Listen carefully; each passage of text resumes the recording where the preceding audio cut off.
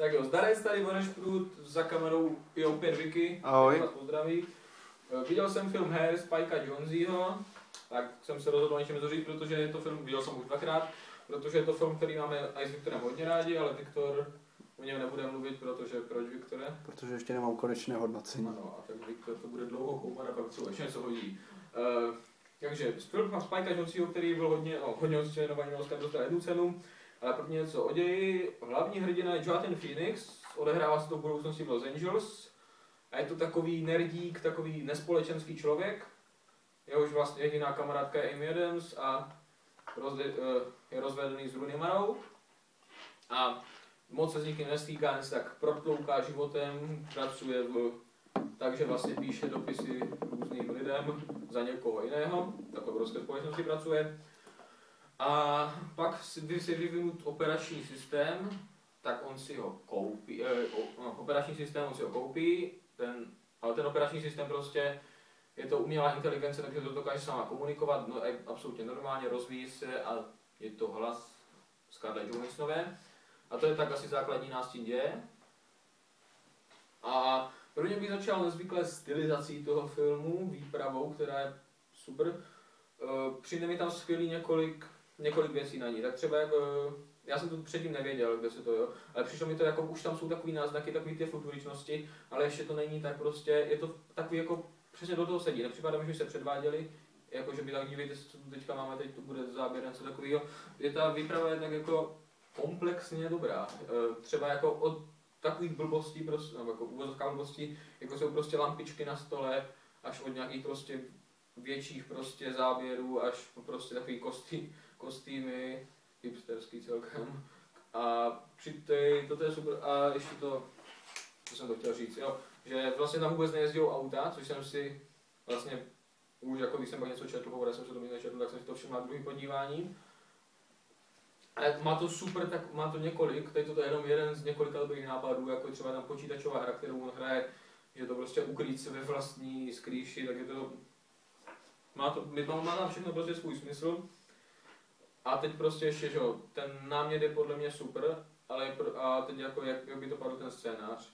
A ten scénář on ho napsal skvěle, je to takový hodně vztahový film. Spíš než jako o tom vztahu těch dvou, je to taky o celkově, jak vztahy budou fungovat ve společnosti, ale aniž by jako poukazoval nějak dětkovsky, dívejte se, jak to bude za těch špatný, nebo tak prostě dívejte se, jak se to všechno veselé rozvíjí. Každý si z toho má vzít, co chce, což je zajímavý, jak ty jsi to na to hleděl, jako jo, měl by ten operační systém, který byl Scarlett Johanssonovou. Jo. Jako, je to zajímavý, na několik lidí to působí různě, jo? A to se mi na tom taky líbí, že ta odlišnost těch názorů. A teď vidět, že že ten scénář napsal ten, kdo ho poté režíroval, že absolutně skvěle rozuměl těm scénám. A já teď úplně nechci spoilerovat, ale je tam prostě jedna scéna, kdy se ten operační systém Scarlett Johansson chce mít s Joaquinem Phoenixem sex. A jak je prostě vymyšlená a jako zahraná do posledního detailu, jo? A takových scén je tam prostě jedna scéna super za druhou, čím se jako přesouvám teď k těm hercům. A začnu tím Joaquinem Phoenixem, který hraje tu hlavní roli. Ten vlastně, on to vlastně uhrává sám bez toho hlasu, často aniž by tam někoho měl, tak to jako je celkem hodně dobrý výkon. Joaquin Phoenix je podle mě jeden z nejnadanějších herců současnosti, a i celkově herců. Mě to připomínal, nevím, jestli si vzal ten Spike Jonze, něco z Big Bang Theory Leonarda. No, tak je to takový ten nerdík, no, tak, no. Ale důležité je prostě ty herečky, které mu tam supportujou, tak ta Amy Adams, ta je tam 10 dnů asi, ale dobrá. Rooney Mara, kterou celkem jako miluju už od The Social Network a jak jsem viděl, jak v mužích, kteří nenávidí ženy, protahuje různé věci, tak to už jako, opět byla skvělá, zdravím tě. A co říkáš na Oliviu Wilde, která je tam asi 3 minuty? Já jsem si asi furt nemůžu prostě rozhodnout, jestli mě srala nebo líbila. Hej, tak jako na to, že tam je ty 3 minuty, tak si myslím, že tu roli jako zvládla dobře. Já právě, tady já nejsem rozhodnut, jak nejsou hodnocení, tak já herečky.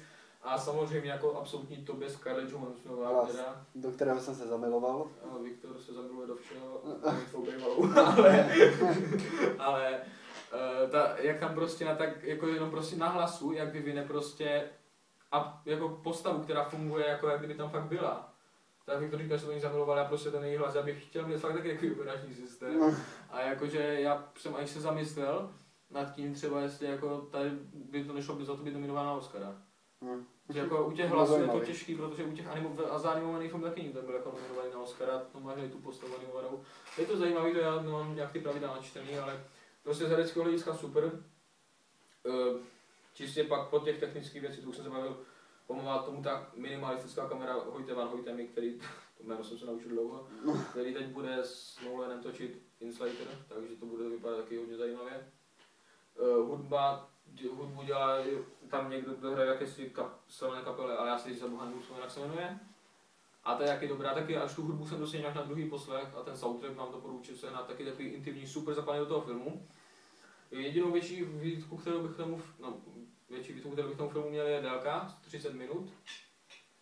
A mně občas přijde, že tam on má, jako jak tam má naskládanou jednu dobrou scénu za druhou, tak mu bylo občas líto nějakou vyhodit a tak mu tam nechali, když prostě tam se opakuje, třeba to už to bylo někdy. Ale tady to je fakt prostě na maličkost, jinak prostě k skvělému filmu. Občas je tam super, je tam takový humor, něco jak vztahový komedie Woodyho Allena, ale takový třeba jak Manhattan. Je tam podobný styl humoru, jako jsou to, jako nesmějete na celý kolo, ale prostě se tak pouchnete, jak je to vlastně chytré a inteligentní a to se tak dá říct o tom filmu, který se mi vlastně hodně líbil. Dávám mu 90% a zaslouží si ten frame, kolem se celý celkem má a je ten z těch revolučních filmů, o který se bude podle mě celkem jako ještě dlouho mluvit. To je všechno. Za chvilku recenze na Kapitána Ameriku. Díky. Čau.